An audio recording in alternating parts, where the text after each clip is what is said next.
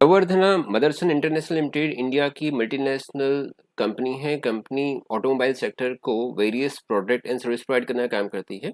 दिग्गज कंपनी का 44 से ज़्यादा कंट्रीज में प्रेजेंस है। तो आज के इस वीडियो में हम एनालाइज करेंगे मदरसन इंटरनेशनल लिमिटेड के शेयर को, जानेंगे कि इसका शॉर्ट टर्म और लॉन्ग टर्म टारगेट क्या है इसका रेसिस्टेंस लेवल, किस लेवल पर हमें इसमें एंट्री करनी चाहिए और किस लेवल पर हमें एग्जिस्ट करना चाहिए।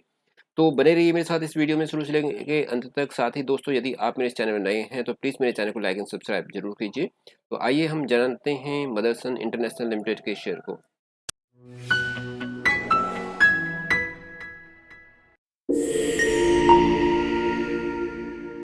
मदरसन इंटरनेशनल लिमिटेड के पास परफॉर्मेंस को देखेंगे तो हम देखेंगे कंपनी ने बहुत अच्छा रिटर्न दिया है अपने शेयर होल्डर्स को। जस्ट 2 इयर्स के बैक हम देखते हैं तो जहां पर कंपनी के शेयर ने 106 रुपये की रिटर्न दी है, यानी कि कंपनी का शेयर 131.21% बढ़ा है। इसके कंपेरेटिवली अगर हम एक साल के रेंज को देखते हैं तो एक साल में कंपनी का शेयर 86 रुपीज़ से बढ़कर के 208 रुपीज़ के अपने हाई तक गया था, जहां कंपनी के शेयर ने 92 रुपीज़ की बढ़ोतरी दिखाई थी और 95% का इसमें रिटर्न था। साथ ही पिछले 3 महीने के अंदर, यानी जस्ट 3 मंथ्स बैक अगर हम देखें तो कंपनी का शेयर में 60 रुपये की उछाल आई है और कंपनी का शेयर 47% के लगभग रिटर्न दिया है। और पिछले कुछ दिनों से हम देख रहे हैं कि शेयर में थोड़ी गिरावट आई है। एक मंथ के अगर हम देखें परफॉर्मेंस को तो एक मंथ में कंपनी के शेयर में 12 रुपये की कमी आई है और शेयर अपने 6% के डाउन पर रहा है। साथ ही अगर हम SMA को देखेंगे तो जहां पर मूविंग एवरेज में कंपनी के शेयर में 200 DMA, 150 SDMA, 100 SDMA और 5 SDMA को देखेंगे तो पूरा ग्रीन में रहा है, जबकि 30, 20 और 10 SDMA यहाँ पर जो शेयर है वो रेड में रहा है।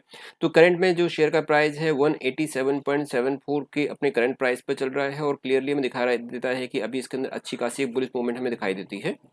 साथ ही अगर हम पिछली हिस्ट्री को देखते हैं तो यहाँ देखेंगे कि जो शेयर का प्राइस था 27 मार्च को शेयर का प्राइस था 62 रुपीज़ का। उसके बाद शेयर ने अपनी एक अच्छी मूवमेंट दिखाई थी और शेयर का प्राइस यहाँ बढ़ करके पहुंचा था 104 तक। उसके बाद इसमें हल्की गिरावट देखी थी, लेकिन उसके बाद अगर हम पिछले कुछ पास्ट परफॉर्मेंस को देखेंगे तो देखेंगे कि शेयर का प्राइस ये हमारे पास है 13 मार्च को शेयर का प्राइस था 107 रुपीज़ का और 107 से शेयर बढ़ता हुआ अपने हाई तक पहुंचा था और इसने अपना नया हाई बनाया था 208 रुपीज़ का, जो कंपनी का हाई था। उसके बाद शेयर के अंदर पिछले कुछ दिनों में हम देख रहे हैं कि एक हल्की गिरावट देखी गई है, लेकिन उसके बाद शेयर के अंदर क्लियरली एक बुलिश मूवमेंट हम देख रहे हैं। साथ ही अगर हम यहाँ पे शेयर के अंदर RSI देखेंगे तो RSI के अंदर भी एक अप ट्रेंड आता दिखाई दे रहा है और यहाँ पर शेयर का जो RSI है वो नीचे से बढ़ता हुआ ऊपर की ओर जा रहा दिखाई देता है। इसके अलावा हम देख रहे हैं कि जो कैंडल हैं वो भी ऊपर की ओर क्लियरली अप मूवमेंट दिखाती हैं और बुलिश मूवमेंट को हमें दिखाई देता है। यहाँ पे कंपनी का शेयर NSE और BSE दोनों ही स्टॉक एक्सचेंज में ट्रेड होता है। टर्नओवर है 24,813.74 की। शेयर का प्राइस अपने लो से बढ़ता हुआ 208 के हाई तक पहुंचा था।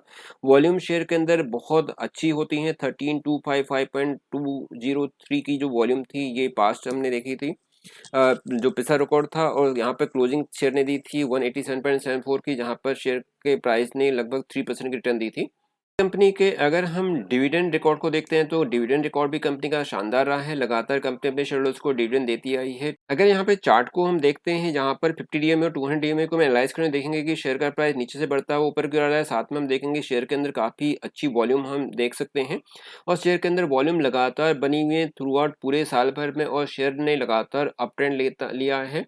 शेयर का प्राइस अपने 50 DMA और 200 DMA दोनों से ही ऊपर ट्रेड करता हुआ दिखाई देता है, जहां पर 50 DMA 180 का और 200 DMA 140 का, लेकिन करंट प्राइस जो है वो दोनों ही DMA से ऊपर ट्रेड करता हुआ दिखाई देता है। थोड़ा और जानकारी लेते हैं शेयर के बारे में कि सेल को देखते हैं तो यहाँ पर हम देखेंगे 23 सितंबर क्वार्टरली सेल हम देख रहे हैं। यहाँ पर सितंबर 23 के अंदर कंपनी की सेल थी 23,747 करोड़ की, जो दिसंबर में बढ़कर के हो गई 25,644 करोड़ की और मार्च 24 में इसमें और अच्छा मूवमेंट दिखाई देता है और यहाँ पर जो सेल थी वो बढ़ के हो गई 27,058 करोड़ की। साथ ही कंपनी के ऑपरेटिंग प्रॉफिट को भी हम देखेंगे तो ऑपरेटिंग प्रॉफिट में भी लगातार हम अप ट्रेंड देख रहे हैं। ये क्वार्टरली इन्फॉर्मेशन हमारे पास है सितंबर 23 में 2.1889। दिसंबर में ये बढ़ के हो गया था 2316 करोड़ की, और मार्च 24 में इसमें अगेन हम देख रहे हैं कि मूवमेंट बढ़ती हुई दिखाई देती है 2935% की। इसके साथ ही अगर हम ओपीएम परसेंटेज देखते हैं तो ओपीएम ऑपरेटिंग परसेंटेज प्रॉफिट में भी हम देख रहे हैं क्लियरली एक अपट्रेंड हमें दिखाई देता है। प्रॉफिट बिफोर टैक्स को देखेंगे तो प्रॉफिट बिफोर टैक्स में जहां पर लास्ट जो क्वार्टर था वो दिसंबर 23 का ऑपरेटिंग प्रॉफिट कंपनी का था 851 करोड़ का, जिसमें जबरदस्त मूवमेंट हमें दिखाई दे रही है, और प्रॉफिट बिफोर टैक्स 851 करोड़ से बढ़कर के 1557 करोड़ पे हो गया है। बहुत अच्छी जंप लगाई है कंपनी ने। इसके अलावा हम प्रॉफिट एंड लॉस में अगर हम कंपनी की सेल एनुअली देखते हैं तो यहाँ पे हमें एनुअली सेल में हम दिखाई देगा कि कंपनी की जो सेल है उसमें मार्च 23 और दिसंबर मार्च 24 में हम देखेंगे कि इसमें भी क्लियरली कंपनी की सेल में बहुत अच्छी बढ़ोतरी दिखाई देती है। और कंपनी की जो सेल ग्रोथ है जो 22 में 11.16 था, वो बढ़ के मार्च में 23 में 23.54% की, और मार्च 24 में 25.26% की इसमें अप ट्रेंड हमें सेल ग्रोथ दिखाई देती है।